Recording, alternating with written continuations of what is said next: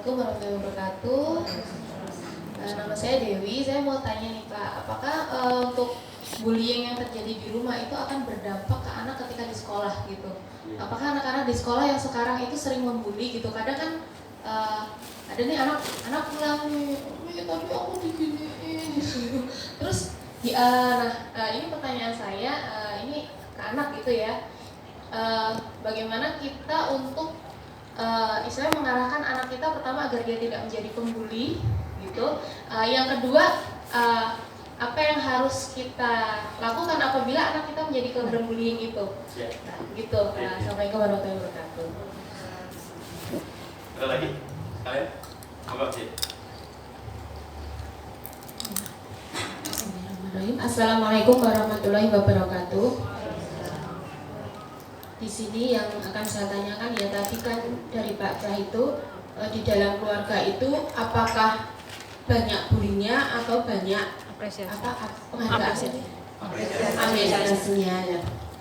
Ini kan untuk keluarga saya pribadi itu memang untuk kejadian sehari-hari itu memang seperti tadi yang canda-candaan tadi ya Kak, seperti itu. Nah dari saya pribadi itu kan bingung karena memang belum ada komunikasi dengan suami ya untuk memutus yang bully-bully tadi itu ya supaya untuk kedepannya itu bisa lebih baik lagi gitu, tidak membuli lagi.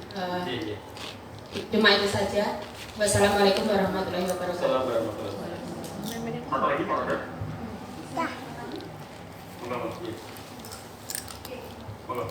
Assalamualaikum warahmatullahi wabarakatuh. Nama saya Eni. Begini Pak, saya kadang anak saya 3, kemudian yang paling kecil ini bontot, ini paling sulit ya. Jadi kalau pagi itu apa-apa memang kurang cepat gitu. Kelas 3 SD. Saya lihat kalau kakak-kakaknya dulu, yang kakaknya yang pertama sudah kuliah, sudah semester 6, kemudian yang kedua SMP memang jaraknya jauh-jauh, kemudian ini paling kecil. Kalau kakak-kakaknya dulu nggak ada masalah, setiap kali pas jam sekolah, waktunya mandi, itu ya mandi, waktunya mempersiapkan diri, apa itu semuanya. Tapi kalau yang ini aduh super, tidak segera gitu, tidak segera mandi, tidak segera mempersiapkan buku, tidak segera gitu. Saya nggak tahu ini salahnya di mana, apa saya kurang tepat memberikan apresiasi ketika dia berlaku positif, atau bagaimana, atau mungkin karakter anak bungsu seperti itu. Mohon penjelasan dari Bapak. Terima kasih. Assalamualaikum warahmatullahi wabarakatuh. Saya ke yang ketiga dulu ya. Untuk anak paling bungsu itu di antara yang berubah itu kita yang berubah ya, dan kita tidak nyadari itu berlaku pada sebagian besar dari kita, bukan hanya itu. Saya juga begitu, karena merasa bahwa ini anak paling kecil gitu kan, anakku 6, terus kemudian satu persatu anak itu pergi meninggalkan kita, ada yang kuliah, ada yang kerja, ada yang sudah menikah, kemudian ada yang pondok pesantren. Jadi begitu si anak itu yang paling kecil itu masih tinggal bersama kita di rumah, akhirnya sikap kita itu berubah dan kita tidak nyadar bahwa sikap kita itu berubah karena dia memang menjadi anak terkecil kita, dan pada akhirnya kita cenderung untuk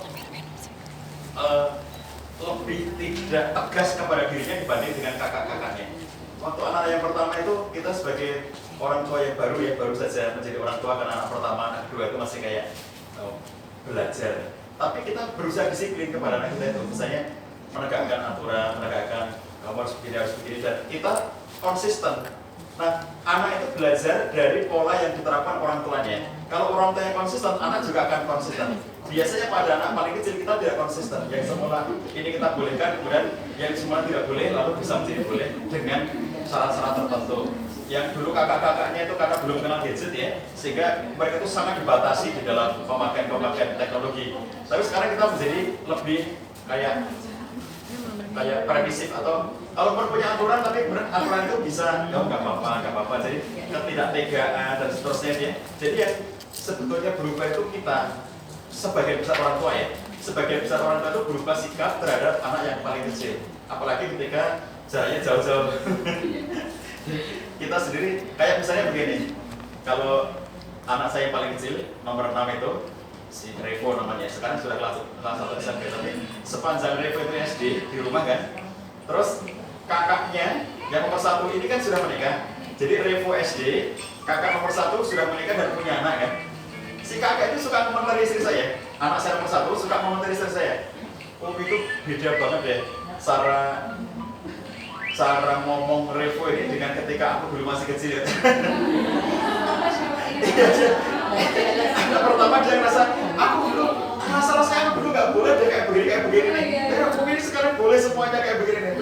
Dulu juga Umi nggak kayak begini nih deh. Jadi dia ngerasa bahwa kayak Umi ini beda banget. Dulu Umi itu nggak kayak begini. Misalnya begitu ya contohnya ya. Jadi sesuatu yang kemudian kalau kita lihat kita sebagai orang tua ini, karena kadang-kadang alasan kita begini, ini teman kita ya, kayak jadi dia anak tapi kan ingin menemani kita gitu. Yang lainnya anaknya sudah gede-gede, sudah kemana, sudah kuliah, sudah pergi ke pondok pesantren, jadi di rumah bersama kita, menemani kita gitu.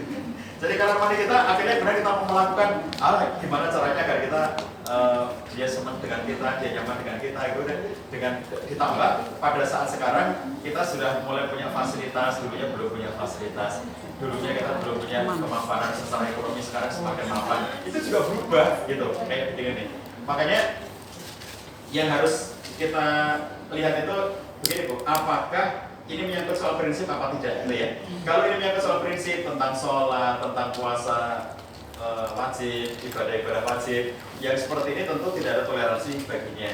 Tapi kalau hal-hal yang tidak sampai levelnya itu menyangkut nilai-nilai prinsip kayak begitu, maka kita memang juga jangan kelewat-kelewat amat gitu ya, untuk kemudian kita lihat ini sebagai sesuatu yang salah atau menyimpang, karena babnya adalah setiap zaman mesti akan ada tantangan yang berbeda dan kondisi yang berbeda.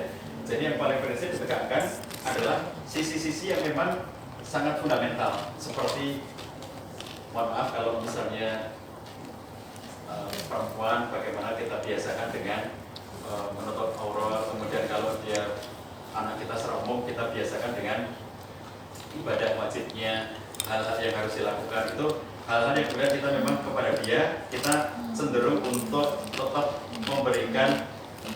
memberikan ketegasan kalau menyangkut sisi-sisi yang sebenarnya prinsip gitu ya. Tapi kalau teknis, alhamdulillah kalau lelet dikit nggak kayak kakaknya. Dan kemudian yang kedua juga jangan dibandingin Bu ya, kamu kok nggak kayak kakakmu, jangan ya, karena setiap anak berbeda-beda, setiap anak itu unik, jangan dibandingin. Jadi kalau dibandingkannya itu secara positif, secara terus-menerus, maka dia nanti akan punya perasaan aku lebih hebat daripada semua saudaraku. Kalau dibandingkannya secara negatif terus-menerus, maka dia mengatakan bahwa aku terbuang dari keluarga ini yang tidak dianggap oleh ibuku, oleh ayahku. Jadi kamu kok nggak kayak kakakmu itu mesti rajin, mesti bangunnya pagi-pagi, mesti dia nggak usah disuruh-suruh, sudah berangkat sendiri. Kalau terus-menerus dia mendapatkan kalimat seperti itu, maka dia merasa bahwa dirinya itu selalu dibandingkan secara negatif, dan oleh karena itu dia merasa nggak diterima di keluarga itu. Sebaliknya kalau dia terus-menerus kamu hebat, kakak kamu dulu nggak kayak kakak kamu itu dulu lalat, itu juga dia akan merasa lebih hebat dari kakak-kakaknya, sehingga nanti dia akan melesehkan kakak-kakaknya atau merasa dirinya paling hebat. Itu juga nggak bagus, makanya tidak dibandingkan.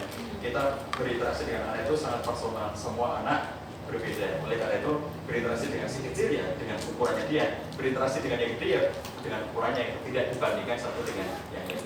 Baik, lalu terkait dengan bullying tadi di rumah maupun nanti di sekolah pengaruhnya, ada satu prinsip ya dari 20 prinsip strong family itu, ada yang sangat terkait dengan pertanyaan ini, yaitu apa yang disebut oleh The Friend Popular Theory Strong Family sebagai teori sistem ya, teori sistem. Jadi dia mengatakan keluarga itu adalah sistem, maka berlakukan teori sistem, yaitu everything that happens to you happens to me. Itu kata-katanya The Friend, menggambarkan tentang keterikatan satu dengan yang lainnya. Everything that happens to you happens to me. Itu terjadi yang nantinya bisa menjelaskan fenomena bullying yang Mbak tanyakan. Jadi ketika ada seorang anak dibully oleh temannya di sekolah, lalu kemudian mereka itu dihadap-hadapkan, misalnya ini si pelaku bullying, ini si korban. Jadi dalam bullying itu ada pelaku yang melakukan bullying, lalu kemudian ada korban yang terkena dampak, yang menjadi korban bullying. Biasanya dalam kasus-kasus bullying, pelaku itu lebih tinggi, lebih hebat, misalnya kakak kelas kepada adik kelas, suami kepada istri, orang tua kepada anak, gitu. Umumnya ya. bullying lebih sering terjadi dan lebih mudah terjadi pada orang yang lebih lemah posisinya. Biasanya orang-orang yang lebih lemah ini itu ada kondisi dia dalam tanda petik mengizinkan dirinya untuk dibully. Kenapa ada orang yang terus-menerus menjadi bahan bullying itu di semua tempat ada loh, di semua komunitas ada, sudah komunitas manapun ada ya. Orang yang kalau dia ada itu pasti jadi bahan bullying. Jadi misalnya dalam satu komunitas pengajiannya terbatas misalnya 20 orang seperti ini pengajian, tapi terus-menerus gitu. Nah, salah satu dari mereka itu nanti ada yang kerap jadi bullying dibandingkan dengan yang lainnya. Misalnya karena anak ini punya sesuatu yang unik gitu ya, yang kemudian dia itu mengizinkan bagian dirinya yang unik itu menjadi candaan dari yang lainnya. Apapun unik itu tidak mesti jelek. Misalnya contohnya kalau dalam satu komunitas ini orang yang anaknya paling banyak, anaknya sampai 12, yang lainnya anaknya 2, anaknya 3, ini anaknya 12 itu. Itu nanti begitu ngomong tentang anak, orang ini bisa menjadi bahan ketawa dari yang lainnya. Oh itu anak yang paling muka itu jadi bahan ketawaan. Belum tentu negatif kan? Tapi sering menjadi bahan candaan. Tapi kenapa dia disandain, dia dibully, tetapi dia dan konsisten orangnya itu terus? Karena dia mengizinkan. Kalau dia tidak mengizinkan, pasti nggak akan ada yang membuli. Jadi orang yang rutin dibully adalah orang yang mengizinkan dirinya dibully.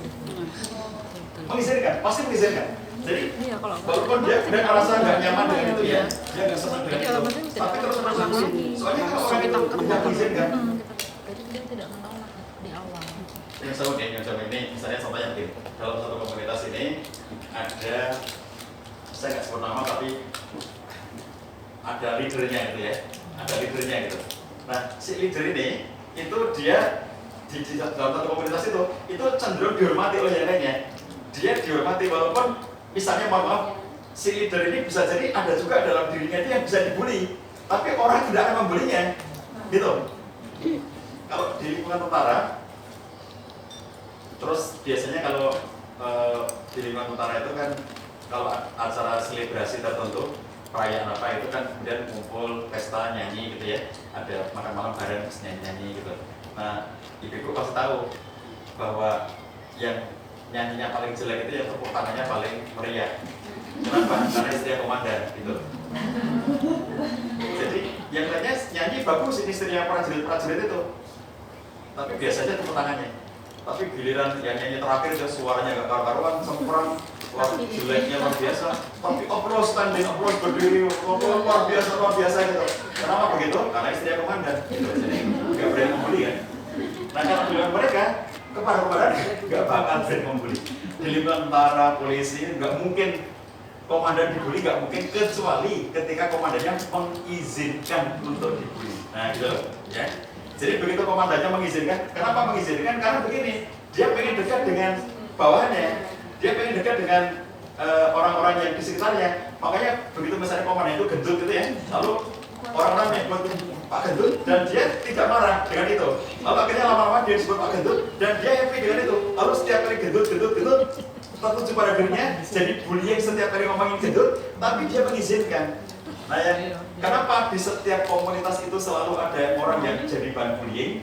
Karena dia diizinkan. Nah sekarang kalau kita lihat ini anak-anak ya, ini rata-rata yang terjadi adalah pelaku bullying sebetulnya dia juga korban.